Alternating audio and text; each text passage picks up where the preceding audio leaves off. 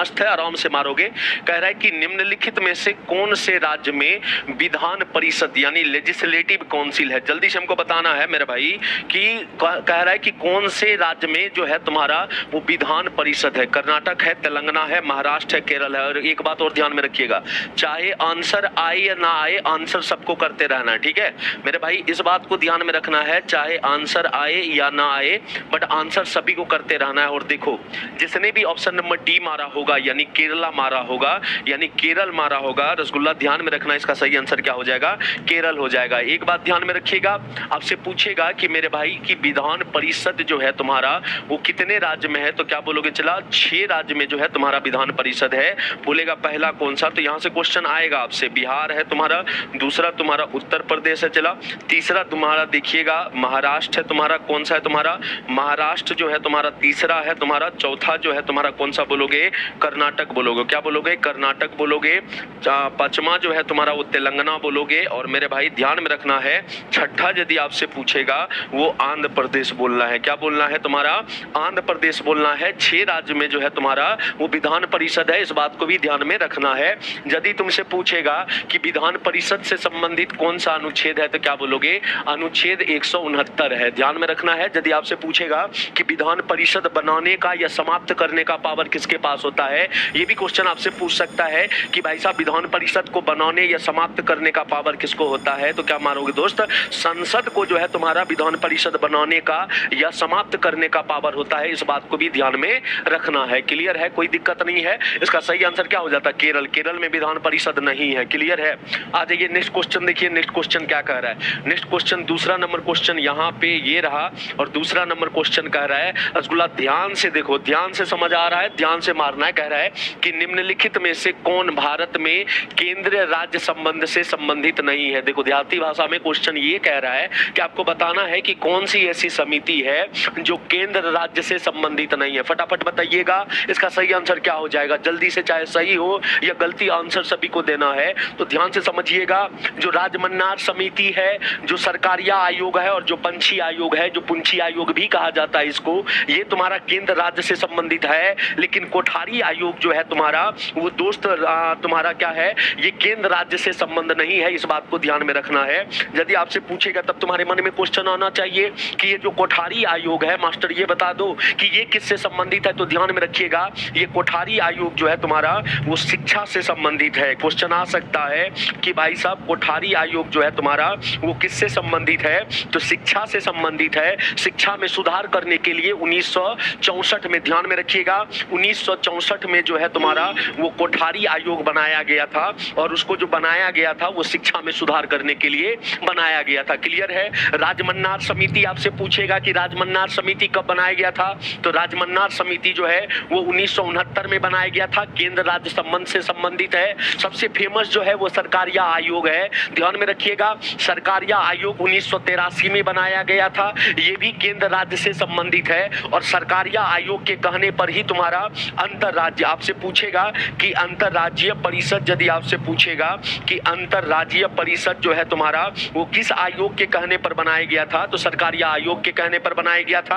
आपसे पूछेगा कि अंतरराज्यीय परिषद जो है वो कब बनाया गया था, तो ध्यान में रखिएगा दोस्त, 28 मई 1990 को बनाया गया। और ध्यान से चला समझना, केंद्र और राज्य के बीच में अच्छा संबंध हो, केंद्र और राज्य के बीच में अच्छा संबंध हो, इसीलिए तुम्हारा सरकारिया आयोग बनाया गया था, इस बात को ध्यान में रखना है। और केंद्र और सरकार के बीच में देखिए, जब घर में बहुत सारा आदमी रहता है और आदमी जब का सबका विचार एक नहीं रहेगा तो सब में तुम्हारा झगड़ा होते रहता है। सेम उसी प्रकार वो केंद्र राज्य का बीच में होता है, केंद्र और राज्य के बीच में संबंध अच्छा होना चाहिए। जिस प्रकार दो लोगों के बीच में संबंध अच्छा रहेगा तो सब कुछ बढ़िया रहेगा, और नहीं तो पति पत्नी में यदि संबंध अच्छा नहीं रहा तो चला, समझ रहे हो ना, पत्नी सबसे हाई लेवल की होती है। सेम उसी प्रकार केंद्र और राज्य के बीच में संबंध अच्छा होना चाहिए। ये तीनों जो है तुम्हारा केंद्र राज्य से संबंधित था, लेकिन कोठारी आयोग जो है केंद्र राज्य से संबंधित नहीं था, इस बात को भी ध्यान में रखना बताना है। क्लियर है? आ जाइए नेक्स्ट क्वेश्चन देखिए, नेक्स्ट क्वेश्चन क्या कह रहा है। तीसरा नंबर क्वेश्चन आप लोगों के सामने ये रहा और आराम से मारिएगा। तीसरा नंबर क्वेश्चन कह रहा है, देखिए फिर क्वेश्चन वही आया है और हमको पता है कि आप लोग मार दीजिएगा। क्वेश्चन क्या कह रहा है ध्यान से, अक्टूबर 2020 तक प्राप्त जानकारी के अनुसार कितने भारतीय राज्य में द्विसदनीय विधानमंडल है? फटाफट हमको बताइएगा इसका सही आंसर क्या हो जाएगा। फटाफट, चाहे सही हो या गलत लेकिन आंसर आते रहना चाहिए। चाहे सही हो या गलत लेकिन आंसर आते रहना चाहिए। कि भाई साहब 2020 तो छोड़िए, अभी भी यदि आपसे पूछेगा कि अभी भी कितने राज्य में द्विसदनीय विधानमंडल है, तो मेरे भाई 6 राज्य में। अभी तुरंत हम चर्चा किए ना, द्विसदनीय का मतलब हो गया विधानसभा का भी बात हो रहा है और विधान परिषद का भी बात हो रहा है। और ये जो दोनों सदन है वो मात्र 6 राज्य में है। 22 राज्य में सिर्फ एक सदन मिलेगा यानी विधानसभा मिलेगा, लेकिन विधान परिषद तुम्हारा 6 राज्य में, यानी विधानसभा और विधान परिषद दोनों जो है तुम्हारा वो 6 राज्य में। अभी तुरंत हम बताए थे कि 6 राज्य वाला जो है तुम्हारा, एक अपना बिहार है, दूसरा यूपी है, तीसरा महाराष्ट्र है, चौथा तुम्हारा आपसे पूछेगा कर्नाटका है, पांचवा तेलंगाना है और छठा आंध्र प्रदेश है। यानी 6 राज्य में जो है तुम्हारा वो दोनों सदन है। अभी तुरंत इसका चर्चा किए थे। क्लियर है? आ जाइए नेक्स्ट क्वेश्चन देखिए। नेक्स्ट क्वेश्चन क्या कर रहा है, 4 नंबर क्वेश्चन आप लोगों के सामने ये रहा, आराम से मारिएगा। 4 नंबर आराम से देखिए, क्वेश्चन देखिए क्या कह रहा है। कह रहा है कि भारत में पहली बार, आराम से देखिए, कह रहा है कि भारत में पहली बार किस राज्य में इलेक्ट्रॉनिक वोटिंग मशीन यानी ईवीएम मशीन का जो है तुम्हारा वो चुनाव में तुम्हारा इस्तेमाल किया गया था? पश्चिम बंगाल में, केरल में, कर्नाटक में या फिर तुम्हारा तमिलनाडु में? क्वेश्चन ये कह रहा है कि भारत के किस राज्य में जो है तुम्हारा वो पहली बार जो है तुम्हारा वो चुनाव में ईवीएम मशीन का यूज किया गया था? जल्दी से बताना है, चाहे सही हो या गलत, लेकिन मेरे भाई बताना है। वही बात ध्यान में रखना है कि लहरों से डरकर नौका पार नहीं होती और कोशिश करने वालों की कभी हार नहीं होती। और जल्दी से हमको बताइए इसका सही आंसर क्या हो जाएगा। फटाफट, चाहे सही हो या गलत लेकिन आंसर आते रहना चाहिए। देखिए जल्दी से जल्दी से जल्दी से। और देखिए जिसने भी तुम्हारा केरल मारा है दोस्त, जिसने भी ऑप्शन नंबर बी मारा है, इसका सही आंसर ऑप्शन नंबर बी हो जाएगा। ध्यान में रखिएगा, भारत का पहला ऐसा राज्य केरल है जहां पे तुम्हारा 1982 में, कब तुम्हारा 1982 में जो है तुम्हारा ईवीएम मशीन का जो है तुम्हारा वो यूज किया गया था। लेकिन ध्यान से समझिएगा, ये केरल का विधानसभा का चुनाव नहीं था, ये केरल में उपचुनाव हुआ था और उपचुनाव में जो है तुम्हारा पहली बार जो है ईवीएम मशीन का यूज किया गया था। यदि आपसे पूछेगा कि किस राज्य में पहले आम विधानसभा में यूज किया गया था, यदि आपसे पूछेगा कि किस राज्य में विधानसभा के आम चुनाव में यूज किया गया था, तो क्या बोलिएगा? यदि आपसे पूछेगा कि किस राज्य के विधानसभा के आम चुनाव में जो है ईवीएम मशीन का यूज किया गया था, तो ध्यान में रखिएगा वो गोवा था। कौन था तुम्हारा? वो गोवा था। और पूछेगा कि गोवा में जो यूज किया गया था वो गोवा में कब यूज किया गया था? 1999 में जो है तुम्हारा वो गोवा में यूज किया गया था। इस बात को भी ध्यान में रखना है। क्वेश्चन आपसे पूछेगा पहली बार यूज कब किया गया था, तो केरल में, लेकिन केरल में उपचुनाव में यूज किया गया था 1982 में। यदि विधानसभा का चुनाव पूछेगा तब उस केस में गोवा हो जाएगा। इस बात को भी ध्यान में रखना है, यहां से भी एग्जाम में क्वेश्चन आएगा। क्लियर है? आते हैं आगे बढ़े क्या? आगे बढ़ते हैं। देखिए आगे बढ़ते हैं 5 नंबर क्वेश्चन देखिए। 5 नंबर क्वेश्चन क्या कह रहा है? 5 नंबर क्वेश्चन कह रहा है कि ब्रिटिश सरकार ने मुसलमानों के लिए, ध्यान से समझिएगा, ब्रिटिश सरकार ने मुसलमानों के लिए पृथक निर्वाचक मंडल की स्वीकृति किस वर्ष प्रदान किया था? यानी पृथक निर्वाचन की प्रणाली जो है वो भारत में कब शुरुआत हुआ था? क्वेश्चन यही पूछ रहा है। 1919 में, 1935 में, 1909 में या 1892 में? जल्दी से बताइएगा इसका सही आंसर क्या हो जाएगा। जल्दी से हमको बताना है कि भाई साहब भारत में पहली बार पृथक निर्वाचन की शुरुआत जो है वो कब की गई थी अंग्रेजों के द्वारा, यही क्वेश्चन पूछ रहा है। और देखिए जिसने भी ऑप्शन नंबर सी मारा है यानी 1909 मारा है, ध्यान में रखना है दोस्त, बिल्कुल सही मारा है। और इस बात को भी ध्यान में रखिएगा कि 1909 का जो अधिनियम था, 1909 के अधिनियम को जो है तुम्हारा वो मॉर्ले मिंटो सुधार के नाम से भी जाना जाता है। इस बात को भी ध्यान में रखिएगा, मॉर्ले मिंटो सुधार के भी नाम से जाना जाता है। ये भी क्वेश्चन आ सकता है कि मॉर्ले मिंटो सुधार के नाम से किस अधिनियम को जाना जाता है, तो 1909 के अधिनियम से जाना जाता है। मॉर्ले जो था उस समय भारत का राज्य सचिव था और मिंटो जो था वो वाइसराय था। मिंटो कौन था मेरे भाई? मिंटो जो है तुम्हारा वाइसराय था। इसी अधिनियम में जो है तुम्हारा वो पृथक निर्वाचन का बात किया गया। यानी आपसे पूछेगा कि पृथक निर्वाचन जो मिला था वो भारत में पहली बार किस धर्म को मिला था, तो क्या बोलिएगा, मुस्लिम धर्म को मिला था। यानी यदि आपसे पूछेगा कि किस धर्म को जो है तुम्हारा वो पृथक निर्वाचन दिया गया था, तो मुस्लिमों को दिया गया था। इस बात को भी ध्यान में रखना है। अच्छा, एक बात और ध्यान में रखिएगा, यहां से भी एग्जाम में आपसे क्वेश्चन पूछ सकता है कि भाई साहब पूछेगा कि वायसराय के, यदि आपसे पूछेगा कि वायसराय के कार्यकारी परिषद में, यदि आपसे पूछेगा कि वायसराय के कार्यकारी परिषद में जो है तुम्हारा वो पहली बार भारतीयों को शामिल होने का कब मौका मिला, तो क्या बोलिएगा, 1909 के अधिनियम में मिला। और आपसे नाम भी पूछ सकता है कि वो व्यक्ति का नाम क्या था जो तुम्हारा पहली बार वायसराय के कार्यकारी परिषद में शामिल हुआ। तो ध्यान में रखिएगा, इसका जो सही आंसर हो जाएगा क्या हो जाएगा, सत्येंद्र प्रसाद सिन्हा। क्या हो जाएगा मेरे भाई, सत्येंद्र प्रसाद सिन्हा जो है तुम्हारा वो पहला भारतीय थे जिन्हें तुम्हारा अंग्रेज के वायसराय कार्यकारी परिषद में जो है वो बैठने का मौका मिला था। और जो मिला था वो भी तुम्हारा कब मिला था, तो 1909 के अधिनियम में ही मिला था।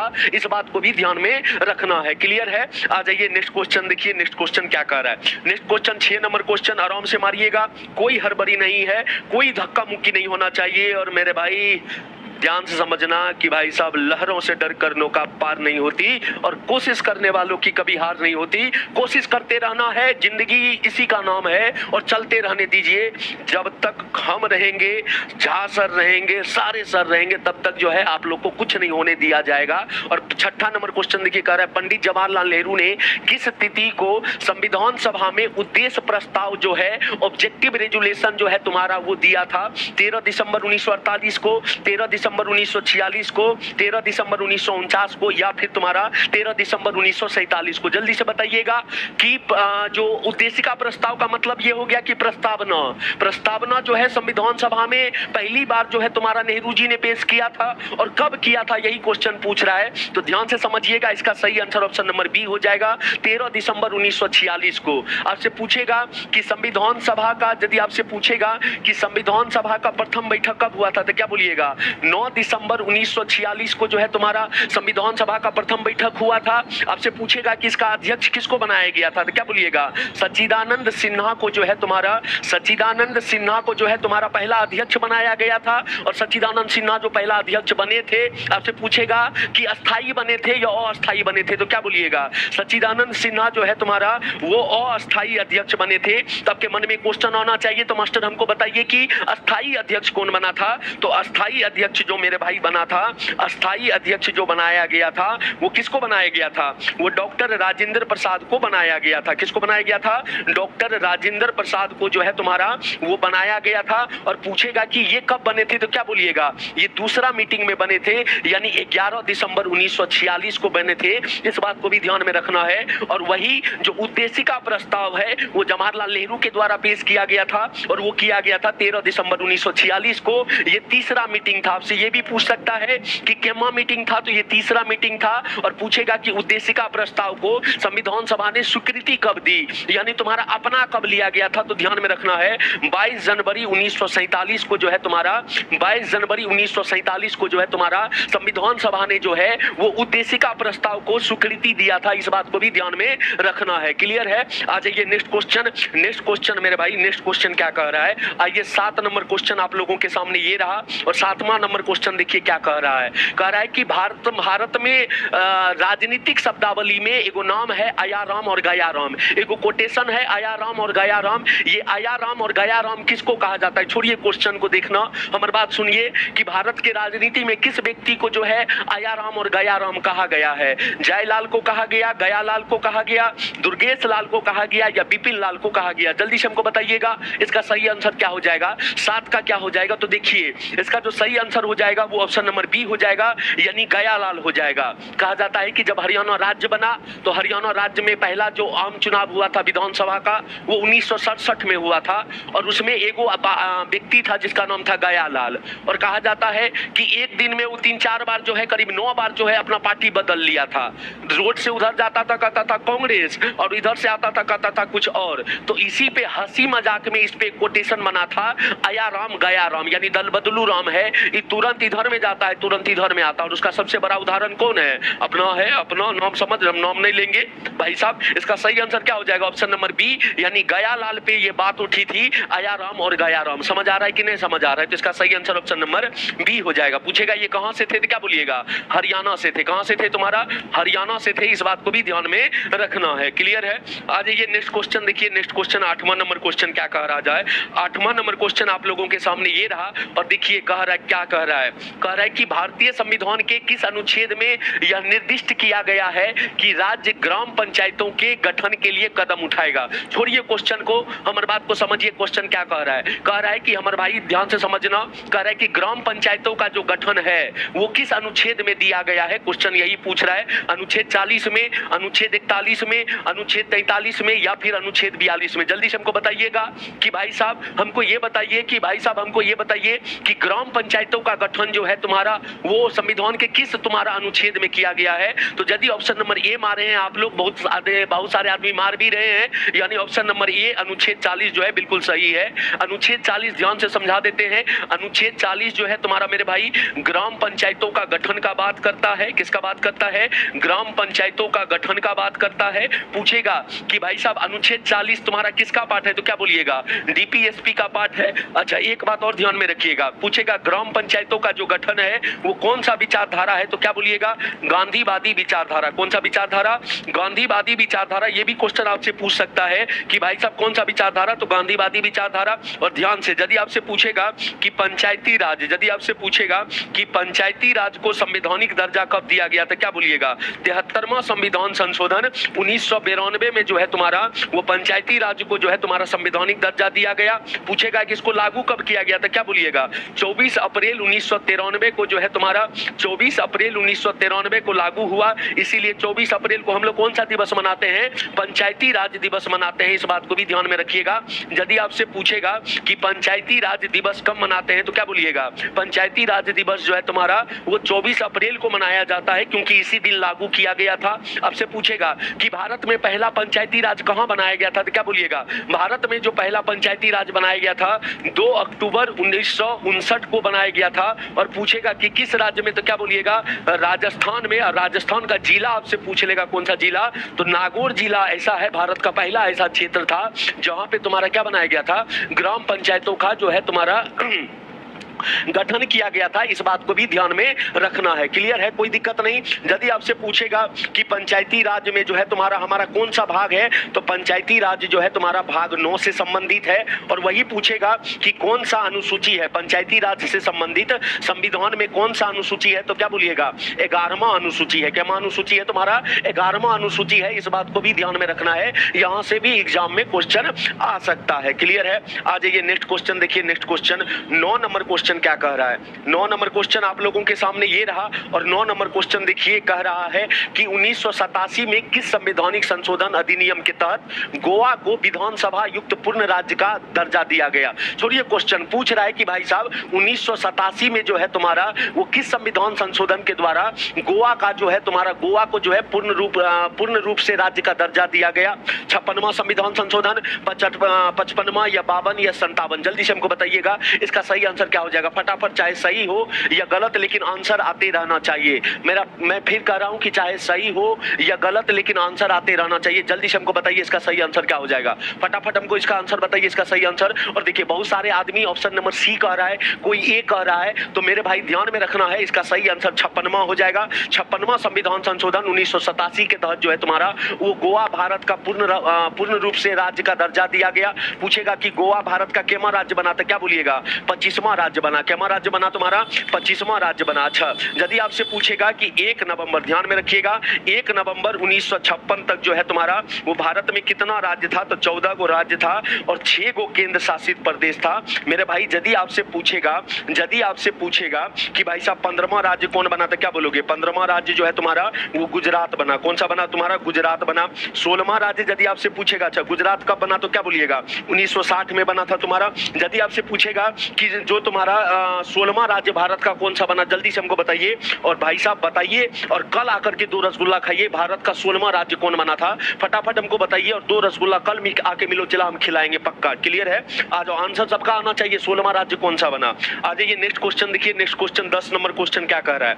10 नंबर क्वेश्चन आप लोगों के सामने ये रहा। और 10 नंबर क्वेश्चन कह रहा है कि भारतीय संविधान के संदर्भ में निम्नलिखित में से कौन सा विकल्प जो है तुम्हारा वो सुमेलित है? फटाफट बताइए जल्दी से। मुंबई कह रहा अजय कुमार, मार के कपार फाड़ देंगे। हेरे शेरे हेरे शेरे हेरे हेरे हेरे 16वां राज्य मुंबई बना था रे। 16वां राज्य मुंबई बना था। हो कोई मम्मी ये कह रहा है तो, और मम्मी 16वां राज्य बना था। आयुष निषाद है, पगला है का हो? नागालैंड, बहुत बढ़िया। संदीप कुमार शर्मा नागालैंड कह रहा है। और नागालैंड कह रहा है मेरे भाई बिल्कुल। हरियाणा 17वां राज्य बना था। हिमाचल प्रदेश 18वां राज्य बना था। बहुत बढ़िया, नागालैंड जो है इसका सही आंसर होता। आ जाइए, नेक्स्ट क्वेश्चन हमको बताइए कि भारतीय संविधान के संदर्भ में निम्नलिखित में से कौन सा विकल्प सुमेलित है? भाग 3 मौलिक अधिकार, भाग 3 मौलिक कर्तव्य, भाग 3 राज्य के नीति निदेशक तत्व, भाग 3 नागरिकता। इसमें बोल रहा है कि आपको सही खोजना है। ध्यान से बताइए इसका सही आंसर क्या हो जाएगा। हमको लग रहा है कि आराम से मारिएगा। और इसका सही आंसर क्या बोलिएगा? भाग 3 जो है तुम्हारा मौलिक अधिकार है। इसका सही आंसर यही होगा। यदि आपसे पूछेगा कि संविधान में, यदि आपसे पूछेगा मेरे भाई कि संविधान में जो भाग है वो कितना है, तो क्या बोलिएगा? ओरिजिनल संविधान में जो भाग था वो मेरे भाई 22 था। और वर्तमान में आपसे पूछेगा कि वर्तमान में भाग की संख्या कितनी है, तो वर्तमान में संविधान में 25 गो भाग है। ध्यान से समझाते हैं। पहला भाग जो है तुम्हारा वो संघ उसके राज्य क्षेत्र के बारे में बताता है। संघ और उसके राज्य क्षेत्र के बारे में बताता है तुम्हारा भाग 1। भाग 2 जो है तुम्हारा क्या बोलेगा? भाग 2 जो है तुम्हारा नागरिकता है। क्या है तुम्हारा भाई? भाग 2 जो है तुम्हारा नागरिकता है। भाग 3 जो है तुम्हारा मौलिक अधिकार है। भाग 3 क्या है तुम्हारा? मौलिक अधिकार। यदि आपसे पूछेगा किस भाग में है, तो मौलिक अधिकार भाग 3 में है। यदि आपसे पूछेगा कि भाग 4 में कौन सा है, तो भाग 4 में जो है तुम्हारा डीपीएसपी है, यानी राज्य के नीति निदेशक तत्व है। भाग 4A यदि आपसे पूछेगा कि 4A जो है तुम्हारा वो क्या, इसको बाद में जोड़ा गया था, ओरिजिनल संविधान में नहीं था। और ये भाग 4A बोलेगा किससे संबंधित है, तो क्या बोलिएगा? मौलिक कर्तव्य जो है तुम्हारा, मौलिक कर्तव्य जो है तुम्हारा भाग 4A है। और बोलेगा कि मौलिक कर्तव्य को कब जोड़ा गया था, क्या बोलिएगा? 42वां संविधान संशोधन 1976 के तहत जो है तुम्हारा वो मौलिक कर्तव्य को जोड़ा गया था। इस बात को भी ध्यान में रखना है। यदि आपसे पूछेगा कि भाग 5 में कौन सा है, तो भाग 5 में क्या बोलिएगा? भाग 5 में संघ सरकार के बारे में बताया गया है। संघ सरकार बोले तो केंद्र सरकार के बारे में बताया गया है। भाग 6 पूछेगा कि भाग 6 में क्या है, तो भाग 6 में क्या बोलिएगा? भाग 6 में जो है तुम्हारा राज्य सरकार के बारे में बताया गया है। इस ध्यान में रखिएगा, यहां से आपसे क्वेश्चन पूछेगा। क्लियर है? कोई दिक्कत नहीं। आपको हमको बताइएगा, जल्दी से हमको बताइएगा कि आपसे हम पूछ रहे हैं कि चुनाव आयोग के बारे में। यदि आपसे पूछेगा कि चुनाव आयोग, जल्दी से बताना है। चला, ये क्वेश्चन आया हुआ है कि किस भाग में है, संविधान के किस भाग में जो है तुम्हारा वो चुनाव आयोग का बात किया गया है। जल्दी से हमको बताओ। और 2 गो रसगुल्ला खा के जाना कि भाई साहब किस भाग में जो है तुम्हारा संविधान के किस भाग में चुनाव आयोग के बारे में बताया गया है। क्लियर है? क्लियर है? क्लियर है? क्लियर है? क्लियर है? जल्दी से हमको बताइए। अरे रे रे रे रे रे रे रे मेरे भाई इंजीनियर भैया, कपार फाड़ देंगे तुम्हारा। है कौन सा नाइंसाफी हो गया। चला आज नेक्स्ट क्वेश्चन देखो। 11वां नंबर क्वेश्चन क्या कह रहा है? 11वां नंबर क्वेश्चन क्या कह रहा है? 11वां नंबर क्वेश्चन कह रहा है कि भारतीय चुनाव आयोग की स्थापना कब की गई थी? आराम से बताइएगा। 25 फरवरी 1950 को, 26 नवंबर 1950 को, 15 अगस्त 1950 को, या 25 जनवरी 1950 को? जल्दी से हमको बताइएगा कि भारतीय चुनाव आयोग का जो है स्थापना जो है तुम्हारा भाग 15 में, बहुत बढ़िया, भाग 15 में जो है तुम्हारा चुनाव आयोग का बात किया गया। हमको जल्दी से इसका बताइए कि भाई साहब भारतीय चुनाव आयोग की स्थापना जो है वो कब की गई? 25 फरवरी 1950 को, 26 नवंबर 1950 को, 15 अगस्त 1950 को, या 25 जनवरी 1950 को? और देखिए चुनाव आयोग की जो स्थापना की गई वो 25 जनवरी 1950 को किया गया था। इस बात को ध्यान में रखना है दोस्त। और हम जो बता रहे हैं इस बात को भी ध्यान में रखना है। यदि आपसे पूछेगा कि चुनाव आयोग का स्थापना जो है तुम्हारा वो कब हुआ था, तो 25 जनवरी 1950 को हुआ था। जिसके चलते हम लोग 25 जनवरी को तुम्हारा राष्ट्रीय मतदाता दिवस भी मनाते हैं। तुम्हारा राष्ट्रीय मतदाता दिवस भी मनाते हैं। तुम्हारा पूछेगा राष्ट्रीय मतदाता दिवस कब मनाया जाता है? 25 जनवरी को। पूछेगा कि इलेक्शन कमीशन से संबंधित कौन सा अनुच्छेद दिया गया है? तो अनुच्छेद 324 में जो है तुम्हारा वो निर्वाचन आयोग के गठन के बारे में बताता है। पूछेगा कि चुनाव आयोग में कितना सदस्य होता है? तो क्या बोलिएगा? चुनाव आयोग में 3 सदस्य होता है, ध्यान में रखिएगा। यदि आपसे पूछेगा कि भाई साहब हमको जल्दी से ये बता दीजिए कि ये यदि आपसे पूछेगा कि वयस्क मताधिकार, यदि आपसे पूछेगा कि वयस्क मताधिकार का जो बात है तुम्हारा, यदि आपसे पूछेगा कि वयस्क मताधिकार जो है तुम्हारा वो किस अनुच्छेद में है? तो क्या बोलिएगा? वयस्क मताधिकार यानी जो तुम्हारा एज है, जिस एज में आपको वोट करने के लिए दिया जाता है उसी को वयस्क मताधिकार कहा जाता है और वो अनुच्छेद 326 में है। आपसे पूछेगा कि वयस्क मताधिकार में कितना वर्ष है? तो क्या बोलिएगा? 18 वर्ष है। लेकिन ओरिजिनल संविधान में 18 वर्ष नहीं था, इस बात को भी ध्यान में रखिएगा।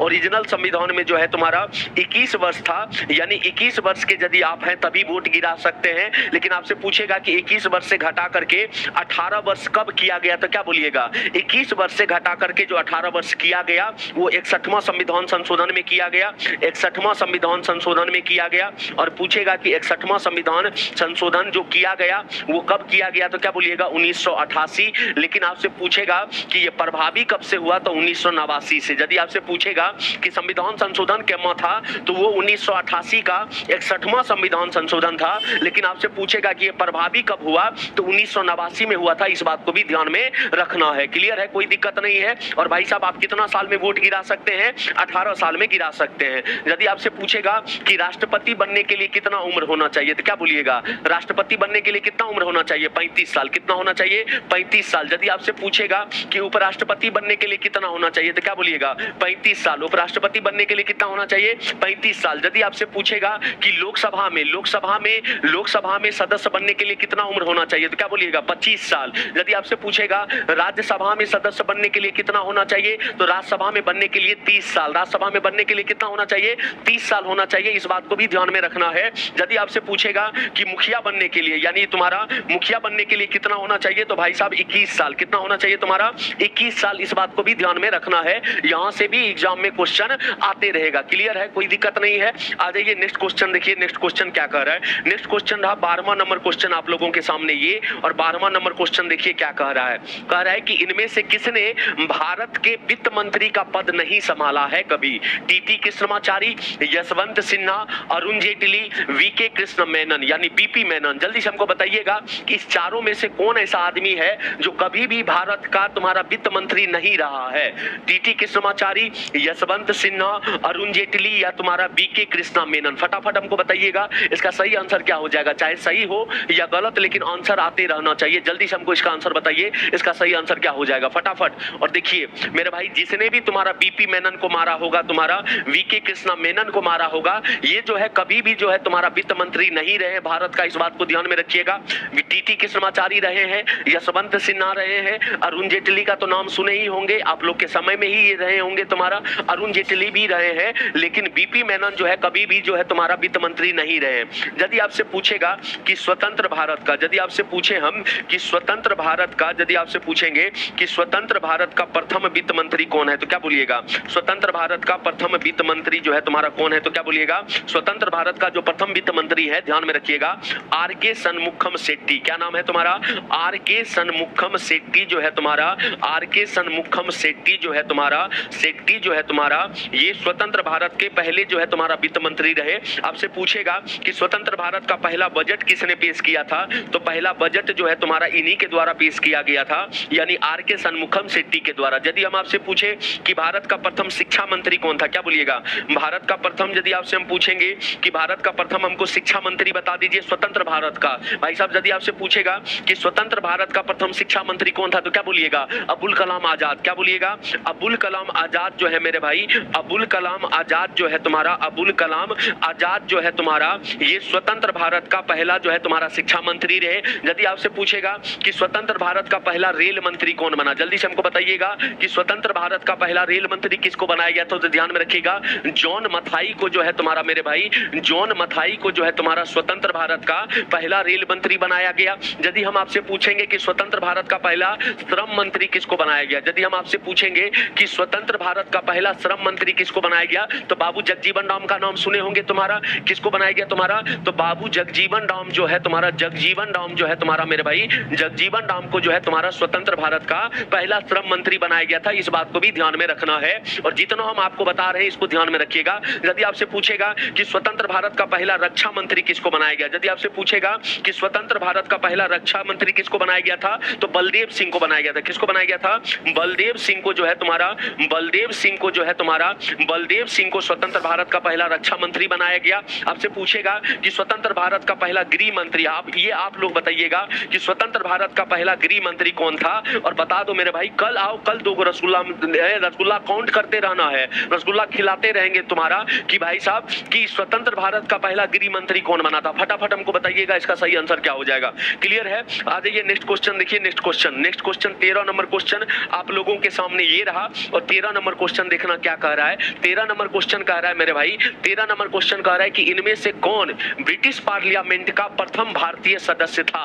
आपको बताना है कि प्रथम यानी ब्रिटिश पार्लियामेंट का प्रथम भारतीय सदस्य कौन बना था। डॉक्टर राजेंद्र प्रसाद, डॉक्टर सर्वपल्ली राधाकृष्णन, दादा भाई नौरोजी या लोकमान्य तिलक। जल्दी से हमको बताइएगा इसका सही आंसर क्या हो जाएगा। फटाफट, चाहे सही हो या गलत, लेकिन आंसर बताना है। बिल्कुल, स्वतंत्र भारत का जो पहला गृह मंत्री बने थे वो सरदार वल्लभ भाई पटेल बने थे। बहुत बढ़िया। अब हमको इसका आंसर बताइए कि कौन ब्रिटिश पार्लियामेंट का प्रथम भारतीय सदस्य था। जो सही बता रहे हैं भाई साहब आप लोग आइए, कल रसगुल्ला खिलाएंगे, पक्का खिलाएंगे। जल्दी से हमको बताइए इसका सही आंसर क्या हो जाएगा इसका। फटाफट भाई साहब, कौन ब्रिटिश पार्लियामेंट का प्रथम भारतीय सदस्य बना था। और देखिए, जिसने भी दादा भाई नौरोजी का नाम लिया मेरे भाई, जिसने भी दादा भाई नौरोजी का नाम लिया मेरे भाई, बिल्कुल सही बात है, ध्यान में रखिएगा। 1892 में जो है तुम्हारा भारत का पहला ऐसा व्यक्ति था दादा भाई नौरोजी जो तुम्हारा ब्रिटिश पार्लियामेंट का जो है सदस्य बना था। पूछेगा किस पार्टी से बना था, क्या बोलिएगा? लेबर पार्टी से। ब्रिटेन में एक पार्टी है तुम्हारा लेबर पार्टी, और लेबर पार्टी के सदस्य के रूप में जो है तुम्हारा 1892 में